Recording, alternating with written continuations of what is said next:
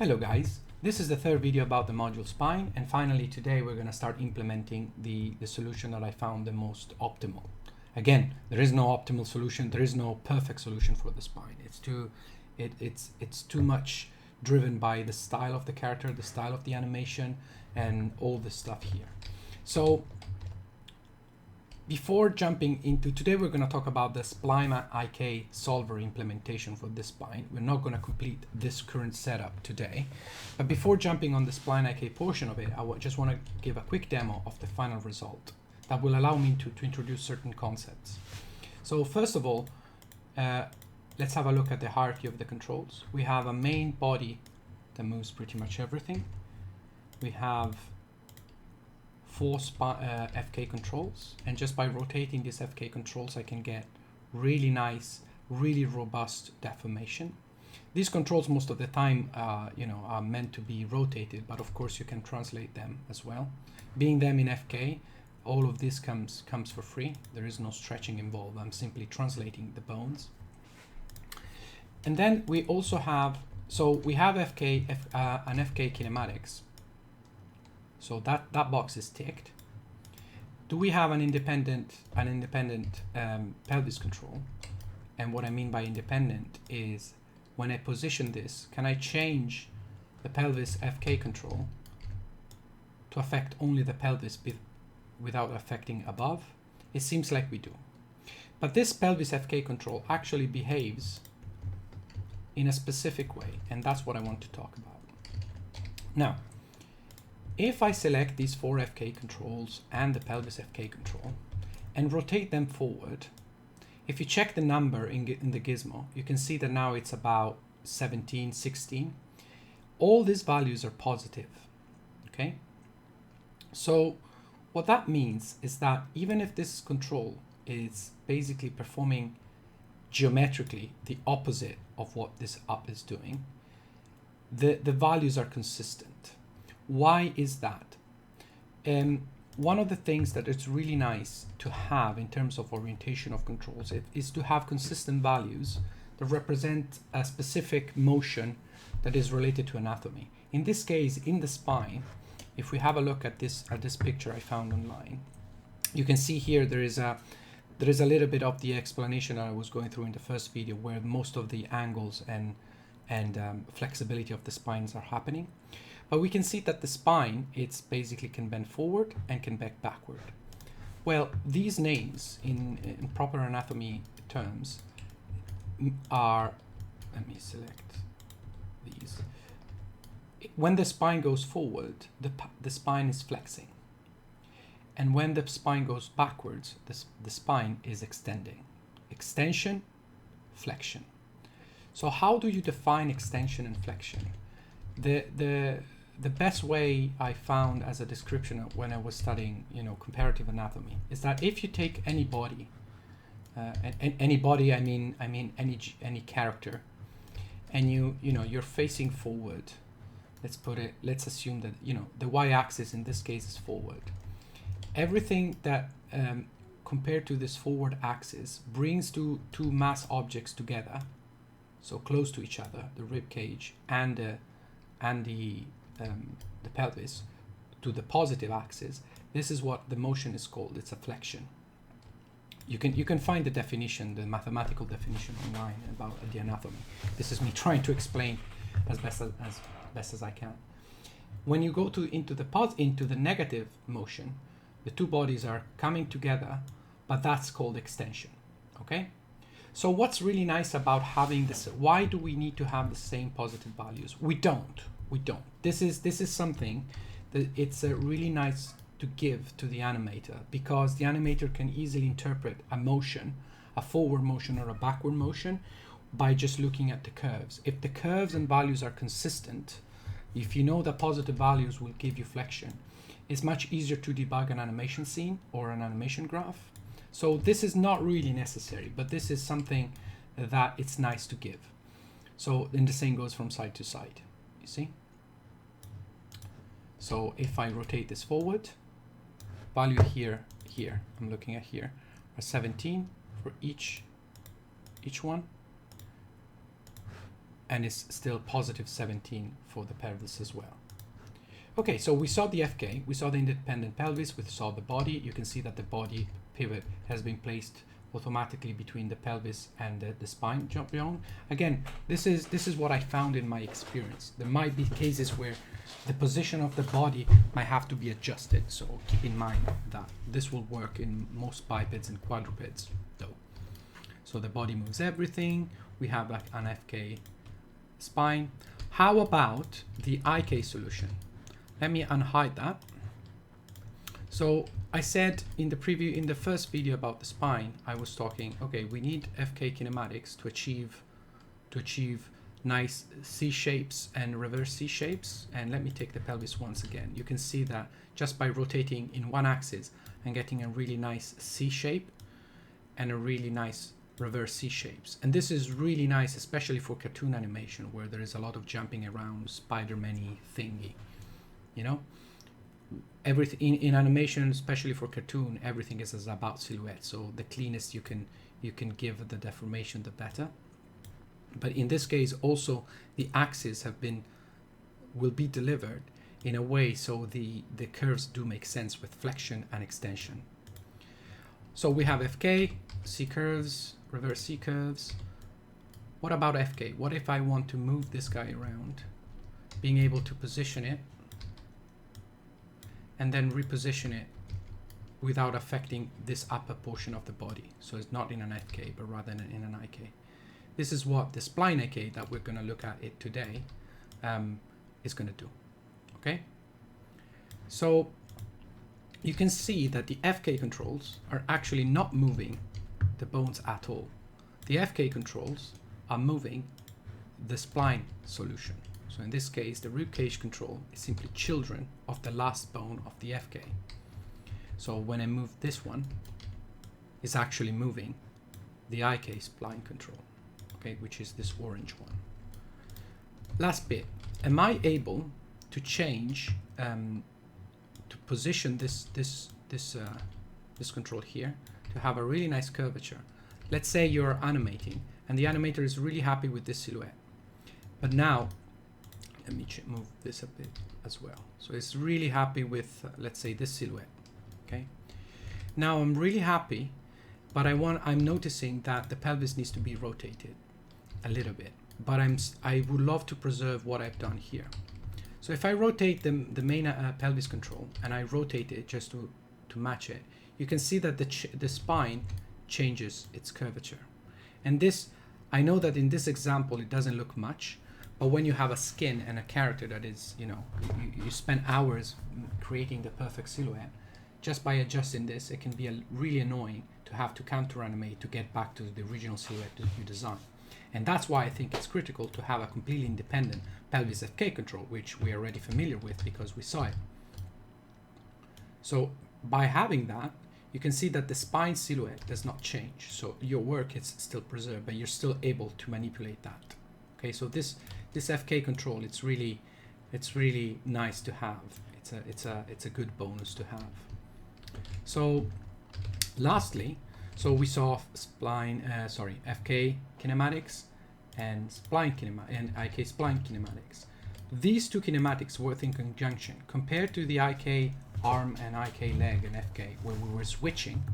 These kinematics work in conjunction, and the reason is you want to have controls on all, you want to have the ability to move the controls around all the time rather than switching constantly, like in the video I made earlier, like the previous video, I think video number 2. Okay, so this is the reasoning behind. Additionally, do we have controls to change the silhouette just to, you know, adapt to any shots, or, you know, if you want to break away from anatomy? Let's see. Secondary control visibility. These two controls appeared. Let me quickly pose the character like that. Let me move things a little bit. These two boxes appeared. These two boxes are part of the IK solver solution. You can see that they follow. They're always in the middle. And you can define, oops, I should not have compiled. You can define the position of these controls and the rigidity of which these controls move by, you know, changing, we're going to see this, by changing these two ratios. But what these controls give you is the ability to offset and change the curvature of the spine. All right. So these two controls allows you to move away a little bit from the anatomy structure of the spine and adapt and sculpt your silhouette a little bit better if you really need to have an extended curve. If you get them closer or far away, you can see that the silhouette is changing quite a lot. Lastly, let me compile this again. Lastly, we said we want to have flexibility from the ribcage up to the neck. And this is given by this control here. This control here, if we rotate it, you can see that the rotation is actually being distributed between this joint and this joint. The reason why I'm saying distributed, it's because I want this control to work no matter how many joints are inside here. Okay, so, and this is because in the first video I showed that some setups do require that from the rib cage to the neck you have more than just two joints, just because to preserve the the non-anatomical structure of a cartoon character. So what this is what this control will give. Automatically it will take every joint that is inside here and here, and by rotating it will distribute the rotation, so you can have a little bit more flexibility there. Okay, so this is the demo of the final result. Let's have a look at just the spline IK portion of it. So you can see that the graph is very simple now, because I implemented a Uber node that is just called module spline. It's exactly the same concept as the arm and the leg. Let's move up a bit and let's just connect the solver spline IK and the solver spline IK. So what this will give me, it's basically just the solver spline IK behavior. And this is normal, this is broken, but it's simply because I'm hooking up just the spline solver for it. And the spline solver goes from the pelvis bone to the ribcage bone. Okay, you can see that these controls here are always following whatever it's happening between these two big controls. Let's have a look at the solver spline IK. So the first thing I'm doing, ignore these for a minute. The first thing I'm doing is checking, am I in setup mode or not? As usual. Place the start and end IK control offset. What am I doing here? Basically, in the solver, I'm asking for the start bone position, which is this one, and the end bone position, which is this one. I'm taking the start bone position and I'm setting the offset of this control here to that exact position. Keep in mind that I'm not orienting the bones. I always want these bones to be aligned to the world. And the reason is you have cleaner animation like that. Now this may not be true if you have like a tentacle creature with two spines and a centaur, which you can have so many things, but most of the time in bipeds this is the kind of setup that you want. You want to have clean axis every time you have something that is meant to change curvature but is oriented like the world. So I'm only setting the translation for it, and the same goes for this control here. I'm only setting the translation for it. So this bone here is this bone here, and this bone here is this bone here. So how am I placing these two controls? These two controls, I want them to always be placed depending on the amount of joints that are going through this spine. Because remember, we have 4 joints here, but not necessarily there might be setups with a very long spine where these joints might be more than that. So we have to find a way to procedurally place them. What I'm doing basically is I'm counting how many joints are from here to here. I'm subtracting 1 because count will give you, I want the index from it. I'm converting that index to a float. I'm normalizing, basically I want to know how much distance I need to have in order to place this control uniformly. So I'm dividing 1 by the amount of bones. So I will give you, if I have 10 bones, it would be 0.1. And then what I'm doing is basically I'm setting the transform space of this bone, of these controls. These two controls are tangent and tangent. They have a space because I want to be able to move them around because of that. So when I move that, when I move this thing, is the space that is moving, exactly what we did in the past. So I'm setting the space of these two controls by interpolating the position, the transform between this bone and this bone, and setting the alpha to be either 1 minus, so if I let's explain this a bit better. If I have a certain amount of bones here and I divide through them, I will get, let's say, if I have, 1 divided by 10, it will be 0.1. So the distance from here to this control here will be 0.1 in the first control. So this is 1 divided. And this is the weight I'm giving to the interpolate. And what that means is that if I'm interpolating between this position and this position, if this was 0, let's do it. If this was 0.5, this will go exactly in the middle, okay? But because I'm taking a portion of it, a percentage of it, which is based on the amount of bones, this is actually going to be something around 0.25. I don't know exactly, but maybe we can watch this value. No, because it's a function. It doesn't matter. But you get the idea. If I were to say go 1, it will go, the B value will always win. If I go to 0, the A value will always win. The interpolation keeps them in between. If I put 0.5, it goes in the middle. But in this case, I want a proportion of it. So that's why I'm setting divide. And this is true for the first control, this one. What about the other control? The other control, I want exactly the opposite. Because this value is always going to be between 0 and 1 because of this, I'm subtracting. If this value is 0.1, 1 minus 0.1 is 0.9. And this is where the t value goes here. This is the second control. And this is again 0.2, 0.3, 0.5, 0.6. You can see it's getting closer. If I've set 0 from 0 to 0.9, it goes closer to this object. Okay? So in this is a mathematical way to place these controls. And you can see that the control is actually perfectly snapping to the first bone next to the final bone that the solver is using. So this is how I'm procedurally placing these controls.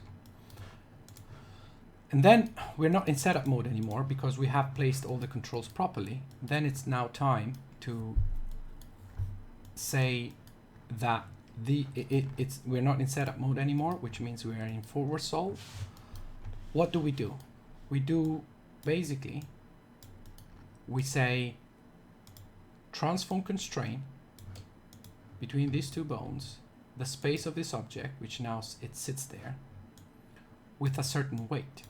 Is the same as we're doing here, where here we calculate the original weight automatically.